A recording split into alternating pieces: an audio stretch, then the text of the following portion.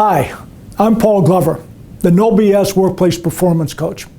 Welcome to my course, The 10 Rules to Properly Onboard High-Performing Employees and Reject the Working Dead. As you are previewing the course, I know there are several questions that you're asking yourself that I'm going to answer now. The first question is, who should take this course? My answer is very simple. Anyone who is engaged in onboarding high-performing employees needs to take this course. Why should you take this course? Because this course will improve the organization's onboarding process. How will it do that? First, it is going to ensure that good hires are quickly engaged in the onboarding process. The reason this is important is because it increases the retention of new hires to 82%.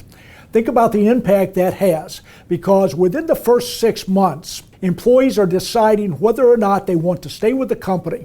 If they don't stay with the company, they leave, and of course, this requires that you go through the recruiting and hiring process, expending countless thousands of dollars to replace an employee that could not be retained. A part of the onboarding process is to engage that employee as early as possible so that that retention rate for that employee is higher and they don't leave after 6 months. The second reason to take this course is because I'm going to show you how to quickly make a good hire a contributing member of the team that they're going to be assigned to. The third reason for this course is to identify bad hires. And I'm going to explain and define the bad hire in just one moment. But the point is that you're going to be able to identify bad hires, realize why they are a bad hire, and then take steps, if possible, to put them into a training program that will turn them into a good hire.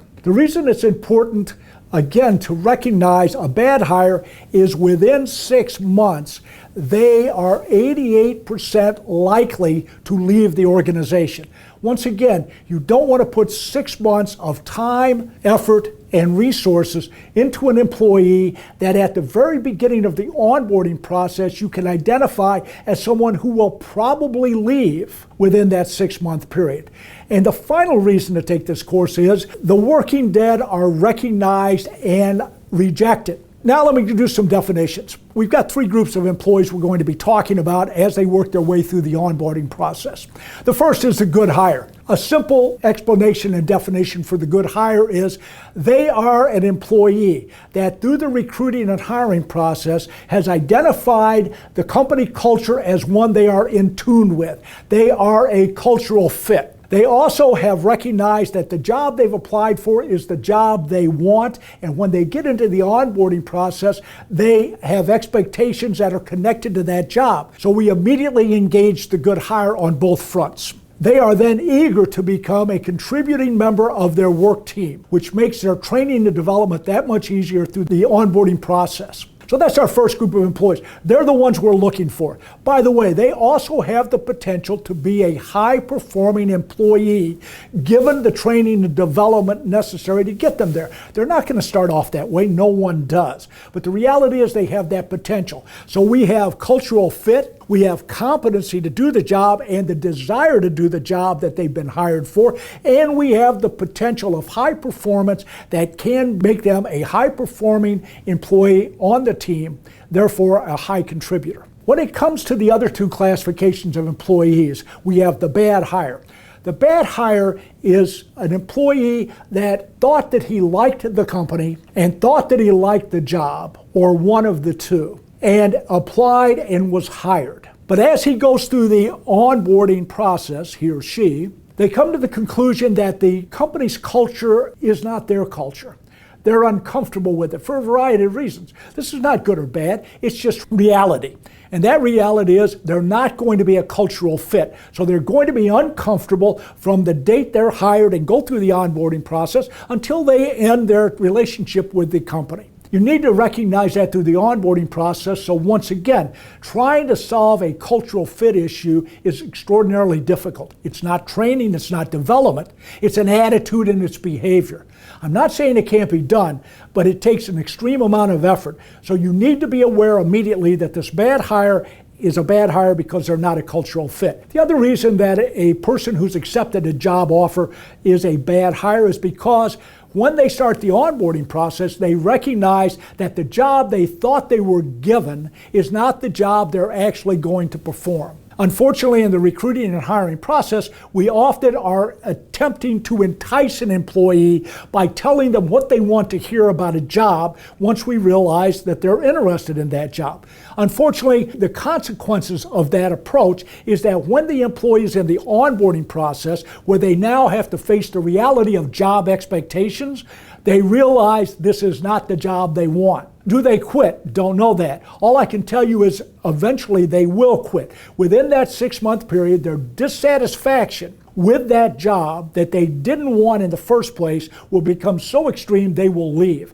Once again, costing the company time, energy, and resources as you train them to do the job they don't want in the first place. Those recognitions are made in the onboarding process. By the way, a bad hire that has applied for a job that they don't want may make the decision that the job that they've got is better or okay, and that with training they'll be competent to do it. Usually a long shot, but seriously something you should take a look at if they're a cultural fit first. Let's get to the last group of employees, the ones I call the working dead. These are employees that took the job for nothing but self-interest. They're not interested in the company's culture. All they're interested in is the compensation and benefits that they can get from the job. Unfortunately, coming into the relationship with the employer with self-interest as their sole motivator means that they're not going to be a good employee. In fact, I would suggest that they're going to be a toxic employee. They're not going to be about high performance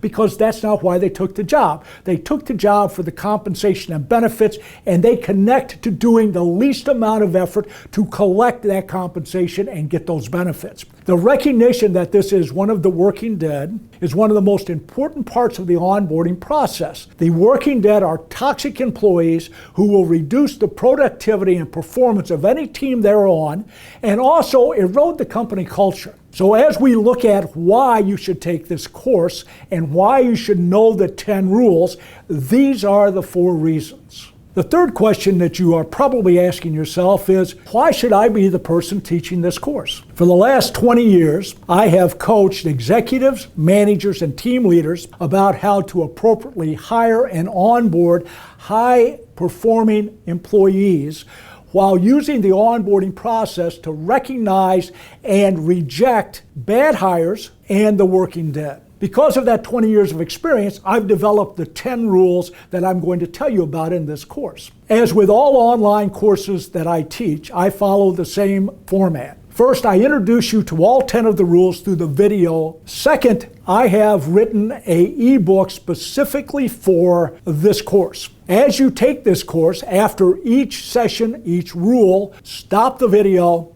read the chapter of the ebook that deals with that rule. That way you have a comprehensive understanding of the rule and how it can help you and the organization to improve the onboarding process. The last thing that I do is I make myself available during the course in the discussion board and also through private opportunity to contact me so that any questions you have about onboarding or a specific onboarding issue, for instance, with one of the working dead, I'm more than happy to discuss that particular situation with you. I not only do that through the course itself, but I maintain that relationship with you, the student who has paid for this information, after I've concluded the course. We have an ongoing relationship that you may choose to use if the situation makes sense to do so. So, if you are an executive, a manager, or a team leader who is tasked with engaging and promoting employees and moving them through the onboarding process, and you want to improve your own abilities and skill sets in this area, as well as improve the onboarding process that the company currently uses, this is the course for you. Let's get started.